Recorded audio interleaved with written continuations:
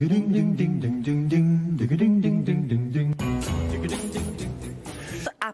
il y a des plateaux, il y a des produits comme j'ai en plateau ici de pulpe de vie. Là, pour le coup, il y a marqué Made in France, mais c'est Made in France de chez Made in France de chez Made in France. Oui, comment je sais s'il est vraiment... Alors après, déjà parce que je vous le dis. Voilà. Normalement, si vous écoutez cette chronique, maintenant vous savez plein de choses à la fin de cette chronique.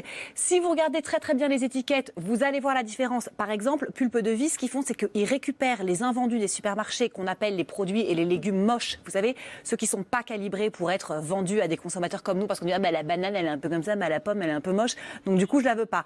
Elle est très très bonne à la consommation. Ils vont la récupérer et ils vont faire tout le process de fabrication en France avec des produits bio, des producteurs locaux. Ils récupèrent tous leurs petits oui, ça je sais que ce sont les fruits et légumes qui ont été dans les régions. Faits en France, d'accord. Exactement. Donc ça, c'est anti-gaspi, c'est bio. Bon, après, toutes les marques ne font pas ça, mais c'est intéressant de s'arrêter sur cette marque-là.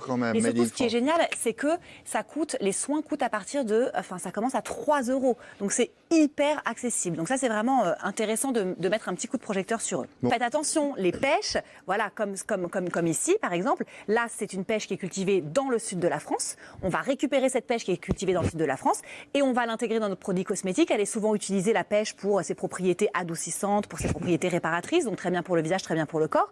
Et l'abricot dont vous parliez, qui est souvent, lui, récolté dans les vergers du Roussillon.